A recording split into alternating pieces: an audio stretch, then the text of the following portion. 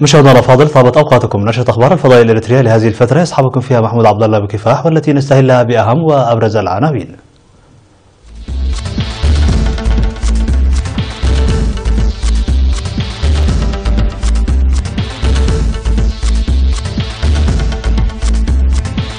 مجلس الاقليم الاوسط يعقد اجتماعه الدوري. اشاده باعمال حمايه التربه والمياه في اقليم عنسبه. تنفيذ برامج تنموية ناجحة في حمل مالو. وتنظيم الدولة يعلن مسؤوليته عن الهجوم على كنيسة بمصر. جيش التحرير الوطني في كولومبيا يواصل مباحثات السلام مع الحكومة. وفرنسا تحشد الآلاف من الشرطة لتأمين احتفالات رأس السنة.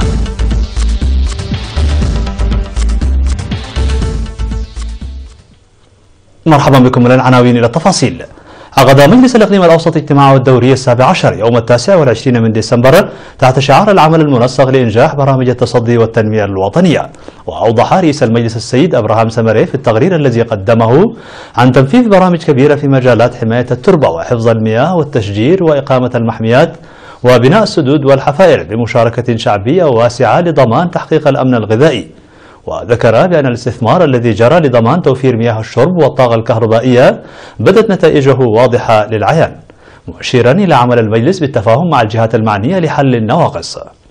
كما قدمت لجان المجلس المتمثلة في التنمية الاقتصادية والخدمات الاجتماعية والثقافة والتراث والقانون والنظام تقاريرها. وأوصى المجلس في البيان الختامي بضرورة تعزيز المشاركة الشعبية في برامج التنمية والاستفادة الجيدة من الخدمات والقيام بالاستعدادات المسبقة لمكافحة الآفات والأمراض النباتية والحيوانية، والتزام المواطنين بتطبيق اللوائح والمراسيم الصادرة. ومن جهته دعا حاكم الإقليم الأوسط اللواء رمضان عثمان أولياي في ختام الاجتماع لتعزيز جهد ومشاركة السكان في تنفيذ البرامج التنموية الكبيرة الهادفة إلى تحسين الخدمات الاجتماعية الأساسية خلال العام القادم 2018.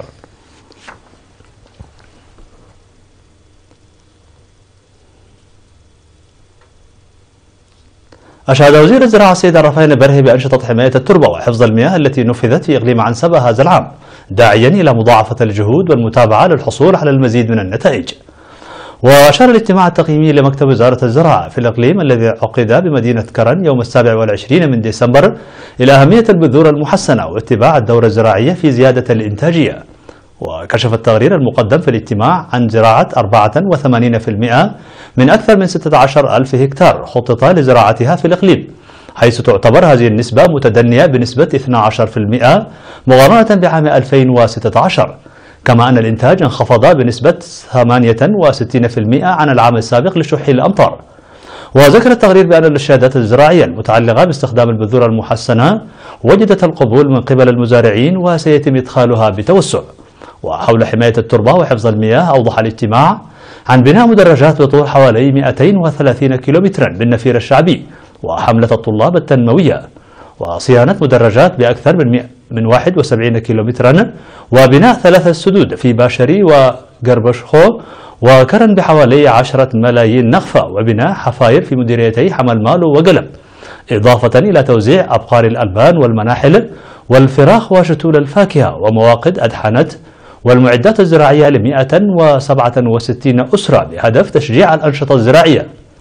وأوصى الاجتماع بضرورة وصول الخبراء الزراعيين إلى الضواحي والقرى لتقديم الإرشادات الزراعية وتوسيع المشاتل وتنمية البذور المحسنة وتوزيعها للجميع والاستفادة من جلود الماشية.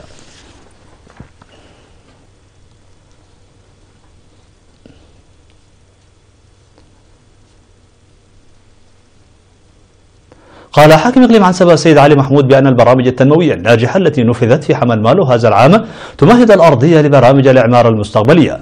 وأوضح لدى لقائه مدراء الضواحي ولجان القرى والأعيان ورجال الدين في 27 من ديسمبر بأن تجميع القرى وإعداد الخرائط السكنية وشق الطرق وتركيب الطاقة الشمسية في المنازل والمدارس وبناء السدود والحفائر وإرساء مشاريع مياه الشرب الصالحة كانت من البرامج الكبيرة التي تم تنفيذها، مشيدا بمبادرات وجهود السكان.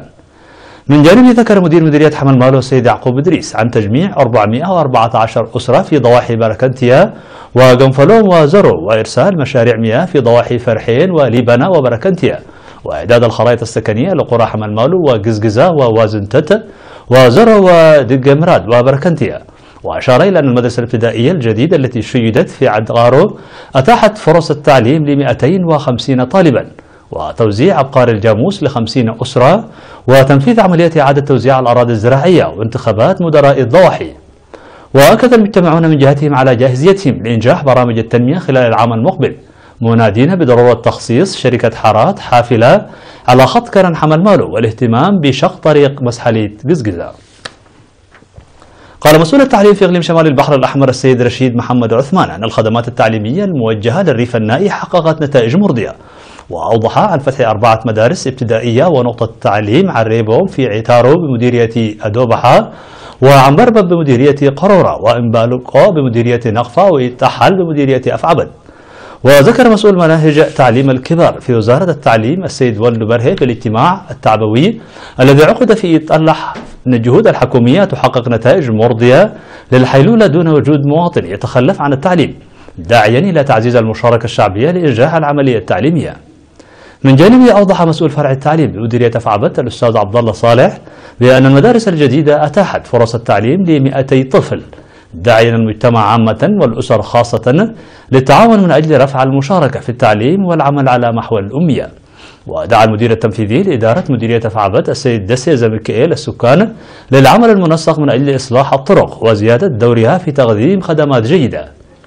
ومن جهتهم أكد المجتمعون على العمل بقوة واضعين التعليم في الأولوية.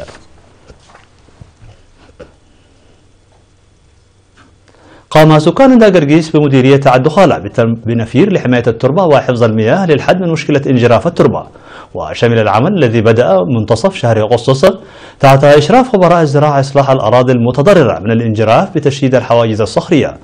وفي ذات السياق قام سكان مديرية قندع بنفير لبناء المدرجات والحواجز المائية من أجل تنمية المحمية الوطنية. وأشار المدير التنفيذي لإدارة مديرية قندع السيد إيوب تسفى ميكائيل إلى مشاركة 4500 شخص في العمل يوميا.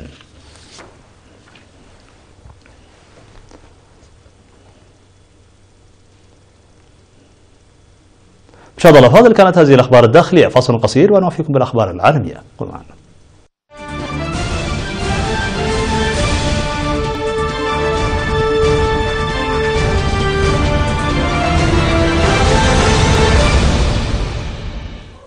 على الصعيد العالمي، أعلنت وكالة أعماق الناطقة بلسان تنظيم الدولة الإسلامية مسؤولية التنظيم عن هجوم وقع على كنيسة مارمينا في حلوان بجنوب العاصمة المصرية القاهرة، حيث قتل 11 شخصا في الهجوم الذي شنه مسلح على كنيسة ومتجر يمتلكه قبطي في المنطقة بحسب بيان لوزارة الداخلية المصرية.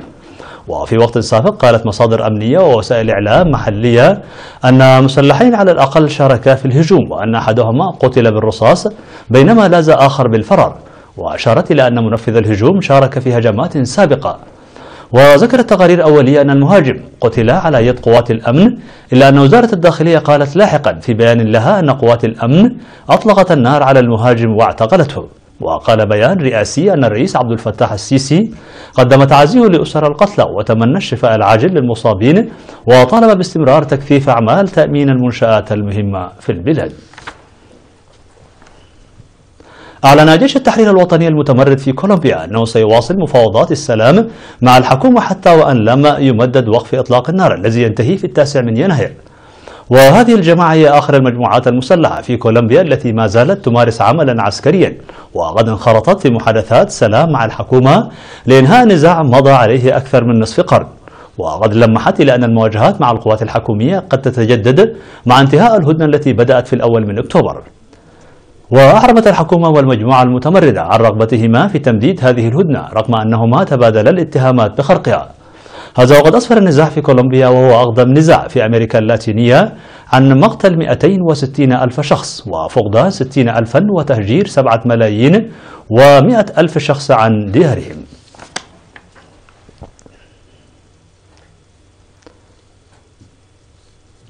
قال وزير الداخلية الفرنسي جيرار كولوم أن نحو 140 ألف فرد من قوات الأمن سيتولون تأمين احتفالات ليلة رأس السنة يوم 31 من ديسمبر في كافة أرجاء البلاد. وأضاف وزير الداخلية الفرنسي عقب اجتماعه بالقيادات الأمنية أن تلك القوى ستكون عبارة عن 56 ألف شرطي و36 ألف دركي و7,000 عسكري تابعين للحراسات و39,800 رجل إطفاء، لافتا إلى أن احتفالات هذا العام تأتي في وقت لا يزال التهديد الإرهابي قائما. وأشار الوزير إلى أنه سيتم تطبيق خطة فيجيريت الأمنية على كامل الأراضي الفرنسية مع الاهتمام بتأمين المراكز التجارية وأماكن التجمعات ووسائل النقل العام، مضيفا بأنه سيتم التركيز أيضا على مراقبة الطرق. ومن جانبه قال مدير شرطة باريس ميشيل ديلوبيش أن 10,500 شرطي سيقومون بتأمين العاصمة الفرنسية وخاصة عند نقاط الدخول لجادة الشانزليزيه التي ستشهد عرضا بالصوت والضوء وبالألعاب النارية. عبرت ممرضات في مستشفى بالعاصمة التايلاندية بانكوك عن حبهن للجراء بإلباس أطفال حديث الولادة أزياء كلاب جميلة قبيل حلول عام الكلب الذي سيبدأ خلال العام 2018. وقامت الممرضات في مستشفى باولو موريرال بإلباس الرضع قبعات زرقاء وبنية من الكروشيه لها آذان كلاب وملابس ملائمة لها قبل التقاط صور لهم. وأضافت أن بعض الآباء اختاروا المستشفى للولادة خصيصا بسبب أزياء العام الجديد والصور التذكارية التي يقدمها. ويمثل 12 حيوانا الأبراج الفلكية الصينية التقليدية، ولكل عام معتقدات خاصة به، حيث يبدأ عام الكلب في فبراير القادم.